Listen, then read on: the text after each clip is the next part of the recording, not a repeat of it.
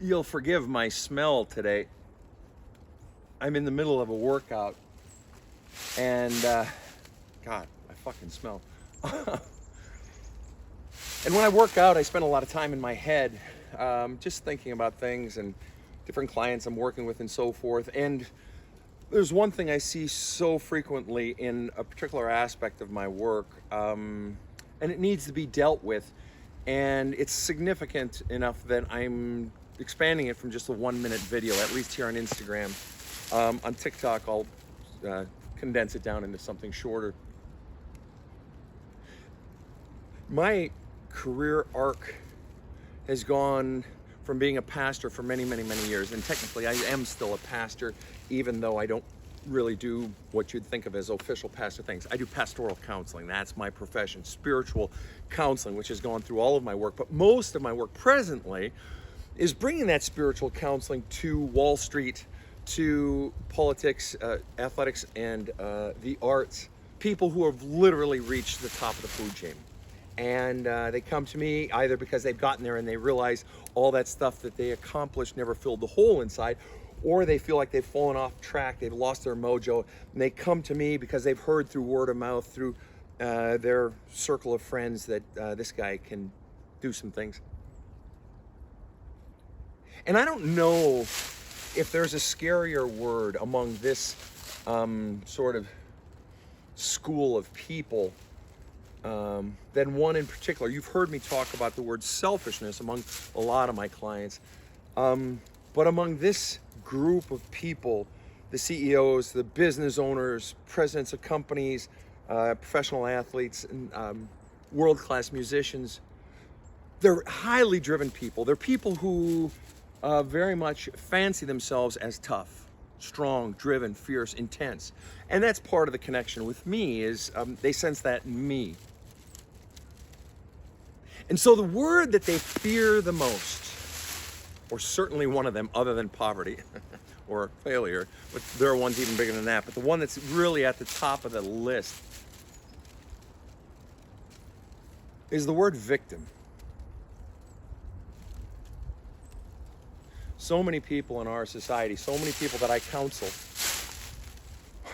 won't let me bring up that word. Don't even want to discuss it. Sven, I'm not a victim. Hey man, people who are victims, it's like, fuck that shit. You got to power on, move on, get on with your life. Grow the fuck up. That was in the past. You're not a victim, move on. They really have a revulsion for that word. And as I go into their lives and the autobiography that I write, require every client to write before we even meet, so I'm fully fluent in their life before they ever darken my door, really gives me a lot to go on. So we hit the ground running right away. We're not wasting 8 fucking sessions to determine whether or not, they feel good about their relationship. I mean, my clients don't want results 2 years from now. They fucking want results in months or less. But what their autobiography and what all the questions that I pepper them with are driving towards is to understand their story. I don't care if I'm right or wrong. I tell my clients all the time, tell me if I'm wrong. I don't mind being wrong. I don't mind making mistakes. I'm just trying to understand you. And what it always goes back to, always, is that in the early years, messages, beliefs got pressed into the wet cement of their soul. And those beliefs hardened. And they had, and those may not have been consistent with who they really are. They were often taught lies about themselves, that they were bad, that they were no good, that they didn't matter. Additionally, they were often put down, treated as if they weren't wanted. All of these things contributed to a lot of pain inside these people. And so as a way to get the approval they never got as a childhood, or as a way to avoid the disapproval and the criticism they got in childhood, they became perfect. They became uber successful, so no one could fucking criticize them, to insulate them from all that shit they had experienced as a kid. They experienced in childhood that life isn't safe. So they took the real me, put it inside a cigar box, wrapped it up in duct tape, and stuck it way down deep in motherfucking side. And they became whoever the fuck they had to become to either get approval or avoid criticism. And the thing that they can't bear to consider is that they were ever a victim. Nah, fuck that. I powered through that. That doesn't matter. And the hardest thing, one of the hardest things that they have to look at, that I force them to look at, is logically, you actually were a victim. You were a fucking child. And one or two or more people, mom, dad, or more, had power over you, older siblings, power over you. And they took advantage of that power. They used the power that they had to inflict pain. And you think naively that, gee, I'm an adult. I can just say, that's not me, and I can just move on, really. And that's, you don't think maybe that's contributing to your sense of emptiness inside? You don't think that's contributing to what's kept you running so fast, so hard, so long? So on one hand, it's been a little bit of a blessing, but you're running from that fucking pain. You are running from the actuality that you were a victim. And victim and toughness are not opposing. They're really not. They're just two more tools in the same tool belt. But what my clients rail against, I help them see, is not the realization, the logic, and the pain that they actually were a victim. No, what they're really railing against, prior to my explaining it, is the notion of then taking on the mantle of the word victim and making it their cloak, making it their identity. And that's something very different from what I'm talking about. Making victim your identity is staying in the pain, making a deliberate choice to stay in your pain. Oh, I'm a victim, and keeping that your identity. That's a whole different animal. And I'm not here to judge anybody. I'm saying with my clients, what I help them identify is that yes, you were in fact a victim. You were in fact a powerless child, and some really fucking nasty shit was done to you. And I'm not even talking about fucking physical abuse, though it's that too. Words,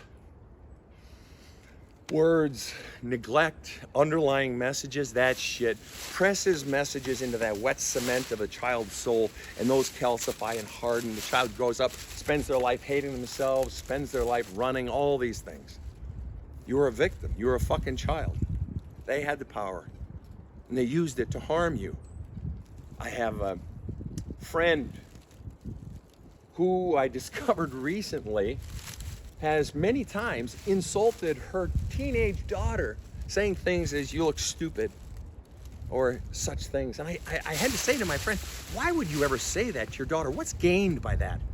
And she said, oh, Sven, I'm just kidding. I said, but do you realize that sticks in the kid's fucking head? Do you realize there's no fucking filter? And furthermore, if someone else, at school or whatever says, gee, you look funny today, now all of a sudden, your message coupled with that one begin to form an identity. She starts to believe it. Sven, I was just fucking kidding. Yeah, and that's what people do when they just want to fucking be lazy and hurt people, and then fucking wipe their hands of it when they're called out. I was just fucking kidding, lighten up. Yeah, but it still does pain. You're just being fucking lazy in life. But back to this notion of victim, that until that is acknowledged, until these people who are so powerful in their lives acknowledge, and they really can't deny it, the logic is there. You were, in fact, by definition, a victim. A power source greater than you exacted pain on your soul. How is that not victim? That doesn't mean you have to wear that identity for your life, but to acknowledge it in your past, to name the beast, is half the problem. As my 92-year-old mother told me a million times, Sven, remember, naming the beast is half the problem. Just naming it, finally having it out of you and seeing it, has so much cathartic power. It has the power of defanging that beast that's been inside of you. Never underestimate the power of naming something. You go to your doctor and you say, oh, my leg's been tweaking, my gums are sore, I've had a headache in the back of my head, and damn if I don't have a rash on my right ass cheek. And your doctor's like, oh, that's blah, blah, blah disease. All of a sudden, this general cluster of symptoms has now been named, and now it doesn't have the power over me because now we know what to do with it, or at least we're in the ballpark. It's the same way with the shit inside. Naming the shit, naming shit from your past will forever alter your perspective on life. It will forever change the size of that burden inside of you, relieving you of so much of the pain, or as I like to say, not even just the burden inside, but it's like you've been carrying around a 500-pound bag of rocks on your back. And every time we name those things that happen, the pains from our past. It's like we're taking this giant fucking rock out. And I specialize in basically collecting rocks, taking rocks out of people. I've got a lovely little rock garden in my home. And the thing is, those rocks aren't heavy to me because they don't bear the emotional charge that it does for the person whose bag it was put into. So my job is to take the rocks out, or if my client so chooses, to help them take the rock and put it back where it first came from, and that's right in the lap of the parent. Of course, they'll deny it, they'll defend themselves, they'll say, oh, that's too bad, we need to move on, whatever. That's a whole separate fucking video. But the bottom line is, until you can see, give yourself permission to acknowledge and allow out the grief of the soul that comes from the identification of the fact that I was a victim of people who hurt me, the very people whose job it was to fucking love me, hurt me. And worse, or just as bad, or contributing to the problem, is that while they were pouring that pain into my love cup, at times they were pouring love into my love cup. So that has the effect in the heart and the soul of a child of normalizing pain with love, identifying love as at times painful, and that becomes normal. And so then if they get to later in life and the love doesn't have pain, they don't trust it. They don't believe in it, or they just don't ever believe it's possible. So they never encounter it. Anyway, that's some stuff on victim, that it doesn't have to be your identity, but it does have to be identified. The sources of your pain from your past, taken out of you, looked at, given words, named, and then grieving the pain that has gone with it, and then asking that pain for the gems of wisdom that it holds for moving you forward. Heavy shit to think about. So in what ways were you a victim? Even if you never say it to anyone else, at least have the balls to admit it to yourself, to speak your truth in your daily journaling. Or if you're reading the Sedona Method, which is not one of my books, but I highly recommend it. Some of you have heard me recommend it before. Are you working on the ways that you are a victim and the pain that it has caused in your life? I challenge you to do so.